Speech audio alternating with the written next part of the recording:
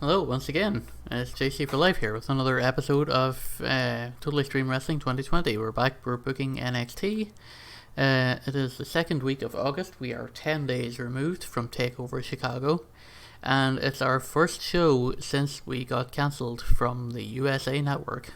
So, time to show the network heads over at NBC Universal, the stiff little middle finger. And time to put on a good show, or at least what I hope is a good show. It's probably not going to be a good show. Alright, so we've got two pre-show matches, we've got a main show match, we've got our contract signing tonight between Austin Theory and Drew Gulak. That's due up tonight. We've Gallagher and Brian Kendrick against Raul Mendoza and Only Lorcan.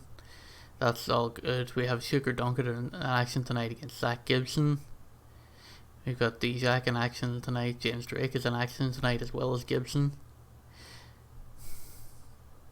And we've got Women's Champion Tegan Knox in action against Mercedes Martinez. So without further ado, let's start the show here. And let's take a look at how we get on. First things first, I'm going to save the game because I didn't save it after booking everything in. That's going to be a big mistake that I will make some of these days, where I spend 45 minutes before the camera rolling booking a show and I forget to save everything and then something happens and the whole lot gets wiped. You'll love to see it. Actually, no, you absolutely hate to see it. We have no problems with the booking analysis. We've booked a lot of people on the show tonight, but there's none of our stars rested. We've got a few in the recognizable that I haven't used here. But everyone's kind of been used pretty recently, I think. Everyone has at least been used since June, so that's good. Aliyah, Scarlett Bordeaux, and Hio del Fantasma could be done with being used again soon, because they haven't been used since week 2 of July, and it's now a month later and they haven't been on the show, especially Aliyah, who's recognizable. So maybe I could kind of book her up into being like a decent kind of steady hand for the women's division at least, or like someone to like do the job and like have like title matches that'll like result in like easy defenses or something like that.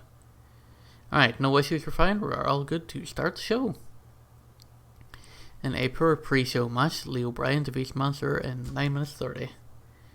Ryan Katz could have done better as a road agent, as the match wasn't put together really well. Both wrestlers got a 34, the segment got a 28. Not a great start, but you know what, it's the pre-show. And we're at a sold out Manhattan Center in New York, just for the record. So we're up in the tri-state area, up in the northeast. New York. Inexperience and inconsistency being like the kind of big penalties there, and of course the report from the agent also not helping there. In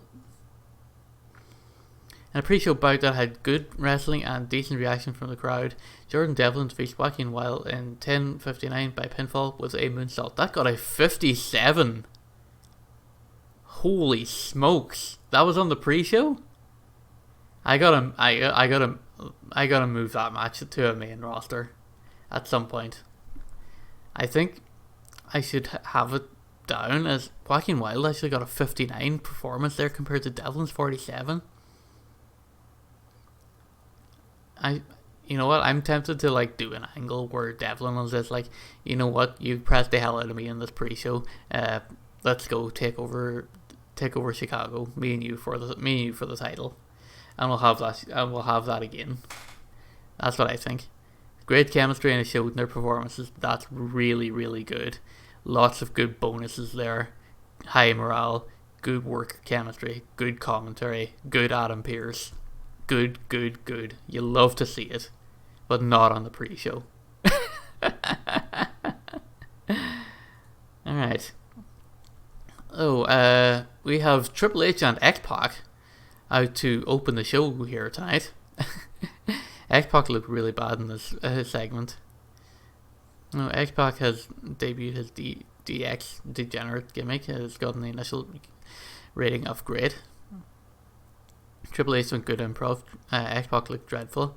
The show was off to a strong start. Got a hot crowd. A segment rating of 60. Good job, Triple H and X-Pac. Good job, DX. X-Pac was the agent for that, and yet he looked bad. You love to see it. A good initial rating of great. There we go. You love to see it. And I should put over the fact we'll be seeing Tegan Knox take on Mercedes Martinez later on tonight. That got a 32, but it's only a minute long. So you know what? It's all right. It's a graphic. It's a graphic that comes up on screen and say, "Hey, stay tuned. We've got this match coming up for you later on in the show tonight." It's not important. It's not important. No, we don't need. We don't need to go back. We don't need to do pre-booking because it's already on the show. We can go to the booking screen because we've already got a hot crowd. I just want to make sure this isn't going to work the crowd. This is unregular. Okay, let's continue the show. In a decent match, James Drake defeats Tony Nese in 10 minutes by pinfall, illegally using the ropes for leverage. Good job, James Drake. Good heel tactics. He's getting better. Tony Nese's part 45 performance also done good. Segment got a 49. You'll love to see it. Good opening fight. I got the hot crowd bonus. Not very good babyface for Tony Nese, but they get good selling bonus for each other. Adam Pearce done well. Good job, Adam Pearce. Crowd done well. Commentary done well. Love to see it. Good job. Bivens and Indus Sher come down to the ring. Enjoy rubbing everyone's noses in the fact that they've been unstoppable recently and get to continue their streak of dominance. It's not really a streak of dominance, but a segment got a 36. I just wanted to have a bonus for like Bivens coming down and having a promo, basically. But Sarav Gurjar's got good momentum, and they've all got good gimmicks.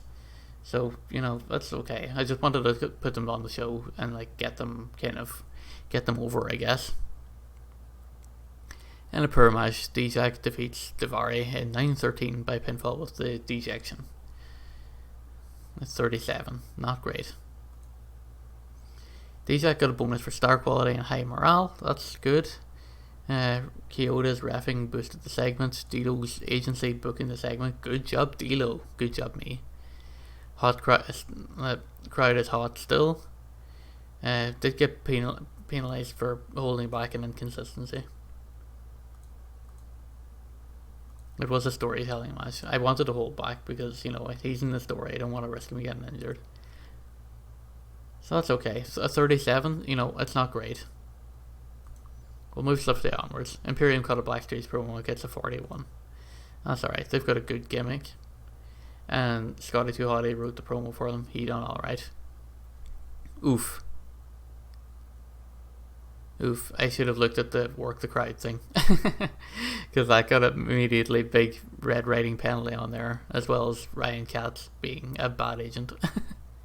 I should really just like let him go or anything, but whatever. And about the subpar wrestling in Little Heat, Rhea Ripley and Shotzi defeat Xia Li in 9:34 when Rhea Ripley made Xia Li tap out. Rhea Ripley was head and shoulders above the rest in terms of in-ring performance. That, you know, that's alright.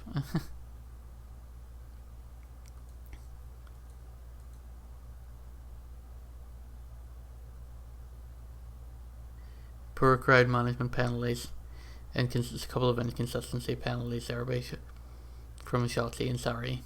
You know, that's okay. It's a 36. Like, it's a salvageable match that could do pretty well. And a decent match. Sugar Dunkerton defeats Zach Gibson in 12:15 by pinfall. During the match, we had James Drake try to distract Sugar Dunkerton, and it didn't work. Gibson put a in-ring performance of 50. Ooh, that's pretty good. That is pretty good. And again, D'Lo, good agent. Crowd is hot. Gibson and Dunkerton did get penalties for holding back, and Dunkerton had a little bit of inconsistency. Let's go back to the booking screen. So we've got the hot crowd here.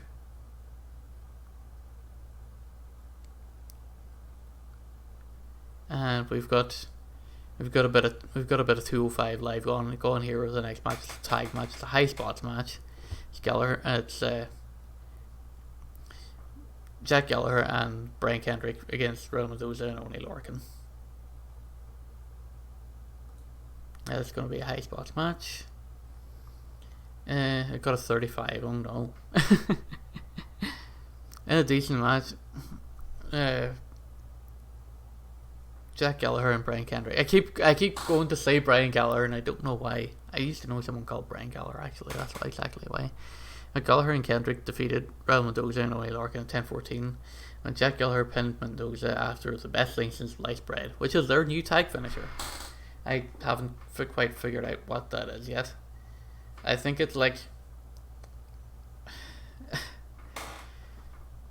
I don't know what that would be.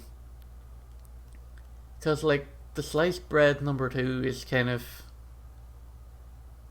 It's like a kind of a run up the buckles reverse DDT, isn't it, right?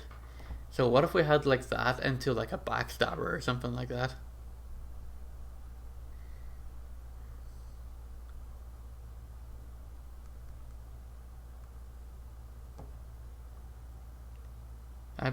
I'm actually just looking up and... Yeah, it's a run up the rope flip into a reverse DDT. So what I would like to have is, if this is the best thing since sliced bread, then we have Kendrick going for the sliced bread. Jack Gallagher slides in and slides into position, into like a baseball slide, and then gets into position, puts the knees up behind the opponent as Kendrick is coming back down. So it is like the sliced bread into like the kind of backstabber with the double knees. I think that would be a pretty cool move. I would love to see someone do that. If you're watching this and you are like an independent wrestling tag team, please do that and send me footage, please and thank you. I guarantee you that'll get a good pop. Anyway, back to where we are here. It was a bad match. Oney Lorcan was like really bad. I should have protected him. But Gallagher and Kendrick's tag chemistry is getting better. Raul Mendoza is an amazing babyface. That's alright. Kendrick's penalised for declining physical ability, but he should have been I thought I set him to be protected, didn't I? Yeah, he did get protected, but still he's got declining ability. And it was penalised due to the lack of an associated storyline. Yeah, that's okay. Timothy Thatcher against Sunil Singh. Decent match. Thatcher defeats Singh with London Bridge falling down. Sunil Singh sustained a breast contusion. Oh no. That's one half of my only face tag team out. Injured now. That's gotta be bad. Got some good bonuses there. Got the hot crowd bonus. Did get penalised for being disrupted due to the injury. That's gotta be a big one. I don't know how. I'll have to see after the show how long he's going to be out for. But he has been taken to a quote unquote local medical facility to get checked out. In a decent match, Tegan Knox defeats Mercedes Martinez in 10:58 by pinfall with the Vulture Culture Destroyer. Mercedes Martinez did not do very well here, but Tegan Knox done alright. Segment still got a 51. The crowd is buzzing. Commentary done good. Mike Kyoto is a good ref. Adam Pearce is a good agent. I don't want Adam Pearce to get called up to the main roster, please. It was an odd face heel combination, sure, yeah, but it was penalised a little bit for that. Mercedes Martinez just kind of hasn't really got the physical ability to go for long matches anymore. But that's alright, like, it's okay. We have someone to eat pins basically and get more get people over. Now after the match, Tegan Knox is celebrating. Dakota Kai runs in and attacks, beating Knox down into the mat. Segment rating is a 50. That's pretty alright. Have a good gimmicks, good momentum. D'Lo Brown got the agent bonus. Good job, D'Lo. Dakota Kai has cut a promo now on Tegan Knox, who is down in the ring. Segment gains heat, and so does their new storyline. Scotty Too Hottie wrote the segment and done well. That got us 53. Up next, we have our contract signing. Triple H is in the ring with Austin Theory and Drew Gulak in order to sign the contract for their upcoming match. Both competitors signed the contract with Theory, so Jason Knight and Solid Gulak. He takes offense and they start brawling. Triple H beats him up and sends them all backstage. Now, Triple H was really good. Crowd got hotter. Commentary sold it well. The NXT title storyline done pretty well. X-Pac was a good agent. Austin Theory is penalised for low morale. I don't know why he still got low morale. Dude, you're the champion, what the hell? Alright, so that will conclude the televised part of our show. And in the post-show, it's done pretty badly here, done at 29. So we had an 8-man tag in the post-show with Austin Theory, Timothy Thatcher and Imperium, and they drew with Gulak, Dijak, Gallagher and Kendrick, and the match descended into chaos and we had just a small fest to the back. Lots of bonuses for good gimmicks, bonuses for going all out. Timothy Thatcher was penalised for being greatly overused. Dijak was overused. Odd face heel combination. Segment was penalised for the type of finish, and it was a post show, so wrestlers weren't taking it seriously. I mean, it's a post show match. Like, what do you expect, really? It's just kind of a small fest to kind of send the fans home happy, which apparently they did not. Nobody was happy at all with that. Alright, we will finish the show, and we've got a 51, which is, I think, better than what we've been getting recently. I think our match of the night actually was the pre-show match. It was 57 on the pre-show. That was match of the night. I'd love to get old Devlin a bonus for that. Yeah, I gotta move him onto the main card and get him on television.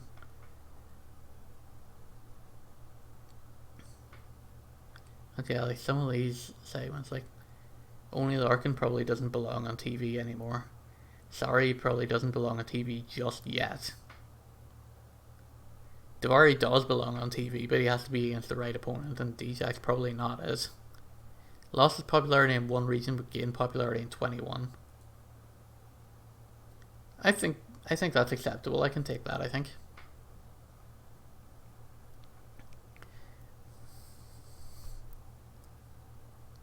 I just want to see how...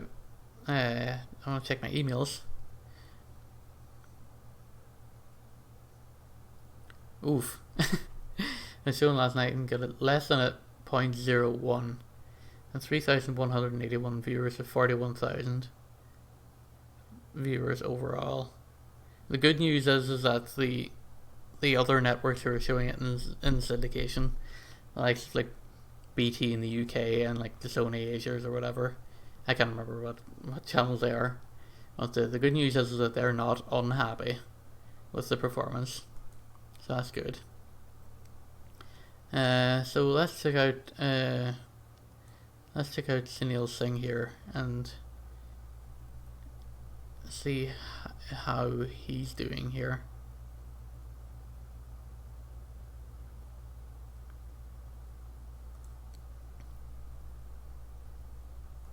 He's employed by NXT.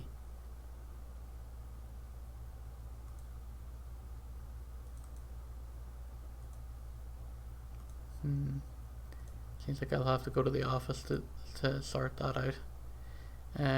Okay, I just yeet all those emails. So yeah, the show rating got a 51 overall, which I think is fine. I think if we had that last week instead of that 42, I don't think we got cancelled. Maybe we do, but maybe like gives us like a kind of a stay of execution for like another week. Because I think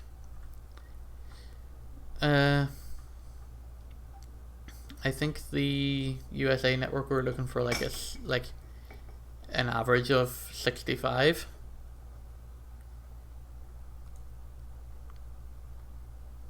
I still let them. Okay.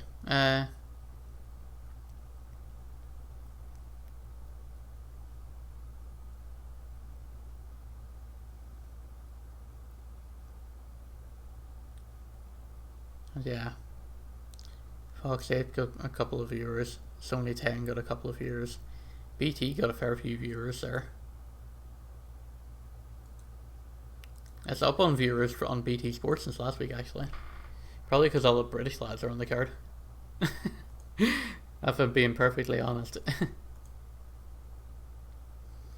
Yeah, so here it is from Meltzer at the Wrestling Observer. Sunil Singh is reported to have suffered a breast contusion while wrestling last night. He'll likely work through the pain and not miss any dates, and will take a few days to heal fully. Also, breaking news: New Japan have extended Okada's contract. The Rainmaker will be staying with New Japan for the foreseeable future. A new tag team in AEW as Colt Cabana and Austin Gunn have teamed up.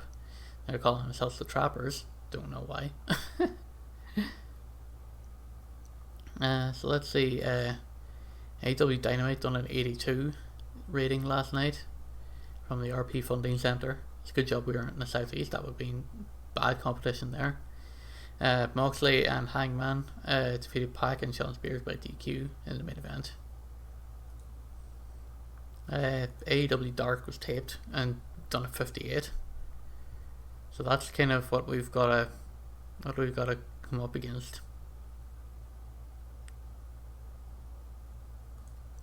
However, they do have the advantage of like having Dark has an advantage of being an hour less. How did ROH do? They were at stage AE in the Tri-State because we had the Manhattan Center. And they did a 2,400 sellout and show rating is 71. Jay Lethal and the Soldiers of Savagery defeats Villain Enterprises to retain the ROH 6-man tag titles. And Mandy Leon defeated Sue Young to retain the Women of Honor title. And Refer relegated to the pre-show, man. That's rough. That's rough.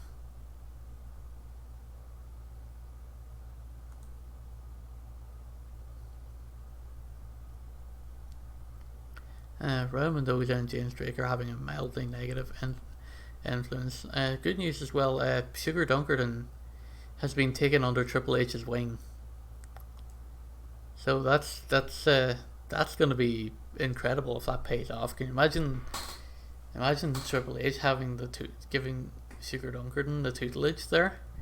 Like, man, that's really going to be something. I can't wait to see what comes out of that. And of course Triple H and X-Pac are best buds because they are the clique.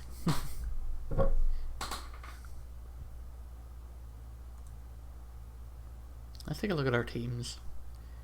Gallagher and Kendrick are still getting experience up there.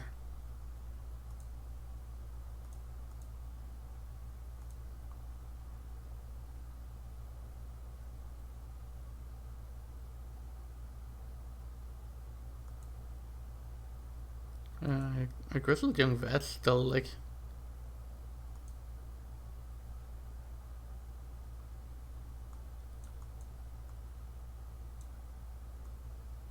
Are they?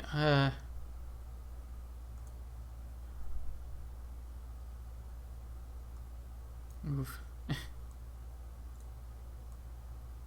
I gotta check them.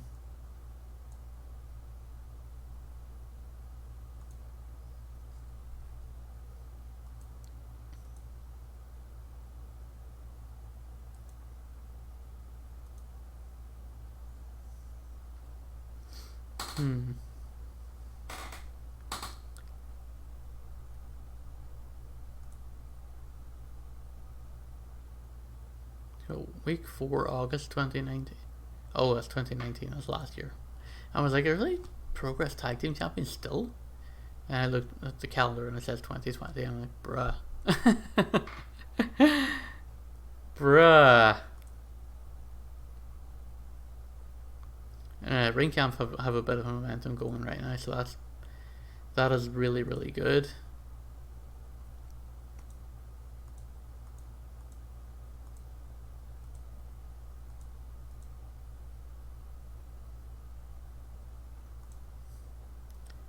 Alright. So we have 47 wrestlers at the moment, so we are pretty safe. How's our merch doing? Austin Theory is moving merch. Sunil Singh is moving merch actually, and Samir. They're doing pretty well for themselves. Obviously, Triple H is moving merch. Look at all those guys who are like big merch movers. Who merch moved to the main roster and abandoned me. Yeah, Michael's gone, David's gone, Kushida's gone, Riddle's done. All of those guys, except Austin Theory. Austin Theory's the only one to stay put. And Tegan Knox, actually.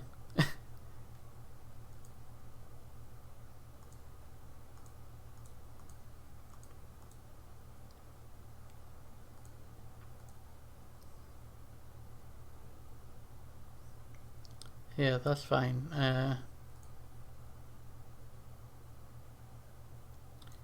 Why are you irritated? Oh, you're still irritated because you had the botched heel turn.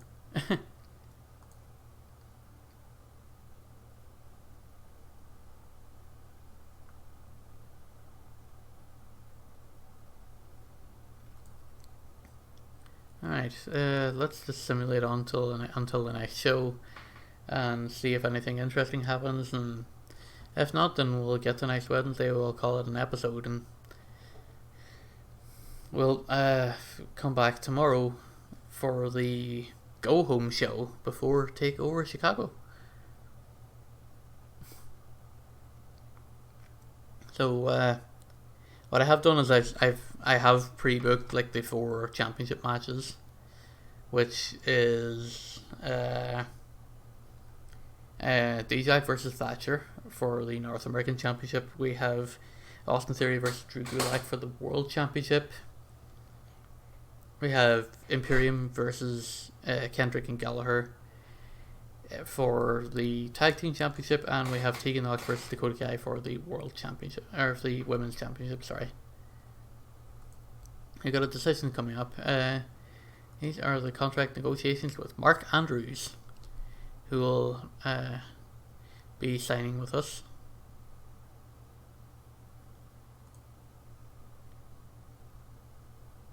Mark Andrews.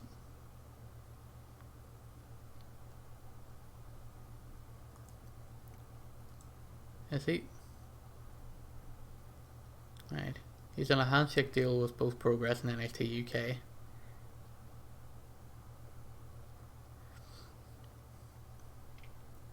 He doesn't do comedy matches. He can't play legit. He can't play badass. He can't play dominant. He plays swagger well. So what I could do is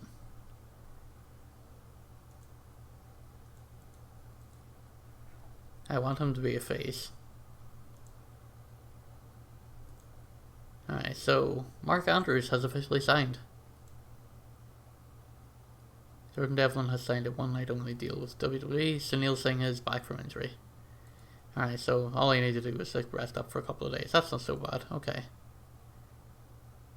Manchester, he signed his one-night only deal with the main roster.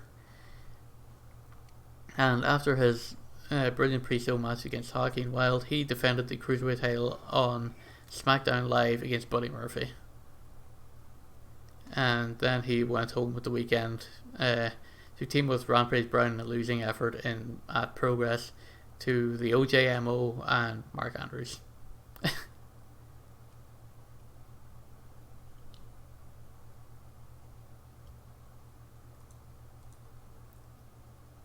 Yeah, look at all those retentions there.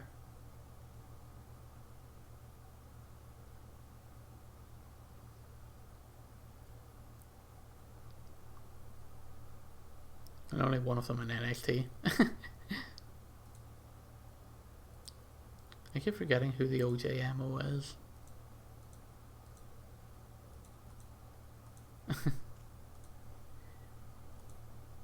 Anyway, both those guys are fine. Yeet emails.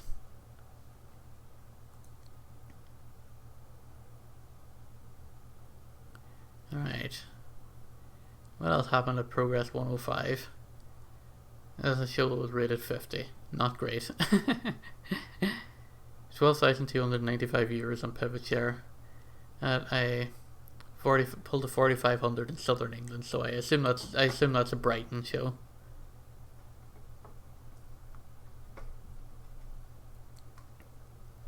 Caskins defeats Dragunov. Paul Robinson defeats Travis Banks. Travis Banks that far down the card? Jeez. So Scotty Davis defeats Danny Joe. Scotty Davis, he's going to be someone to watch in the future. I'm telling you. Keep an eye out on him. He's not kind of getting over like super well in North America here, but he's skinny lightweight. He is the supreme suplex machine, is what he's called in OTT wrestling in Ireland. But yeah, he'll be one to watch. Like, keep an eye on him. That's a name you'll be seeing in a couple of years. A co-main event: Karen Ward, Trent Levin, and Flash Morgan Webster defeat Eddie Dennis and the Anti-Fun Police. Yeah, no titles on the line. They're at Progress. Maybe that's much bad. Oh, Sonata beat Moxley for the IWGP United States title. Ooh. And Kota Ibushi has once again won the G1. Holy smokes. Defeated Ishii in the final bout. And then Naito defeated Tanahashi in the main event to retain the IWGP heavyweight title. Oh man. Kota pulled double duty there. He defeated Kenta in the semi. Who did Ishii beat? Ospreay. Ooh, that got a 90? Holy smokes. That's a lot of pre-show matches there as well. Freaking hell. Jeez. A whopper show there at the G1.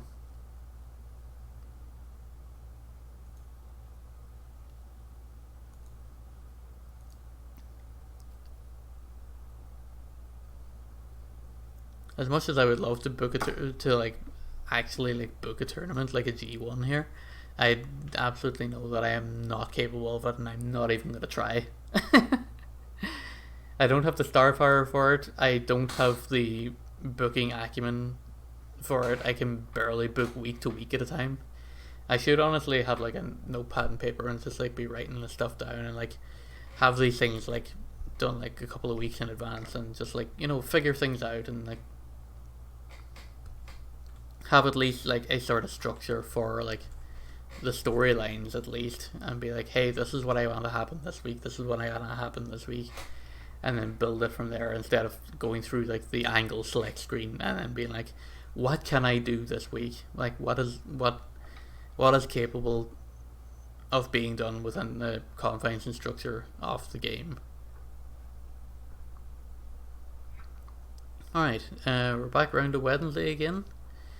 Let's see how main event done. It's at the APG Federal Credit Union Arena in the Mid-Atlantic Territory. Pull is 70. Alexa Bliss defeats Mickie James in the main event. Rey Mysterio and Shorty G, Chad Gable defeat Bobby Fish and Cameron Grimes in a tag match. That's an unusual combination.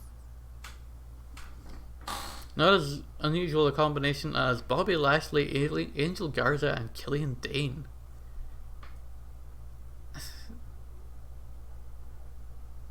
What the hell? And in the opening bout of main event, Sami Zayn beating Kushida in a steel cage match. What? Your opening bout is a cage match? How can I compete?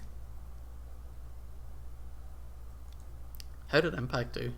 They pulled a 70 and got a sellout at the Cuban Club.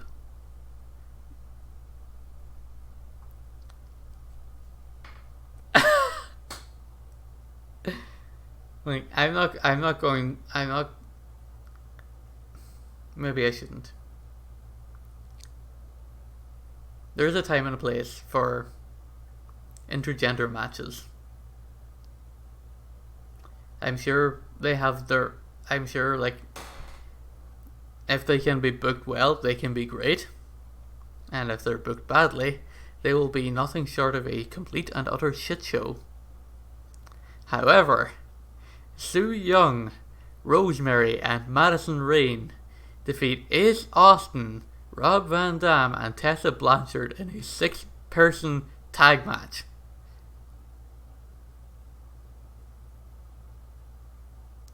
I repeat, Rob Van Dam lost to a team of 3 women in a 6-person tag match. Rob Van Dam, a former world champion. You love to see it. You love to see it. And he had probably one of the weaker performances of the match. Oh my god. Oh boy. Well, I can tell who all watched this episode by anyone who's in the comments and rags on me for ragging on intergender matches. That's for sure.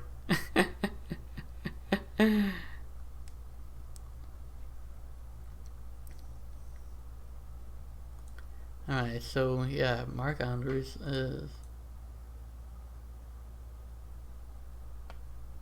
He is on a handshake deal, and he's a face. I would love to get him with the Cruiserweight Championship at some point. I feel like either him or Swerve is going to be the one to take that title off Devlin. I don't think we pull the trigger on that now. I think we keep Devlin as the champion for another while. Anyway, I'm going to save my progress here, and we're going to call that an episode. Whenever we come back on the next episode, we'll have the Go Home show booked, and we'll go through that, and then we'll run down the card briefly for TakeOver Chicago. We'll decide what we want to pad out the rest of that card with, because I think it's a 2.5 hour show. So we have to have something to kind of fill out the card and take up time, I guess. So we'll take a look at that in the next episode. Thank you all very much for watching. If you liked the show, if you have any tips, please leave them in the comments. They're always appreciated. And I will see you guys next time. Ta-ra!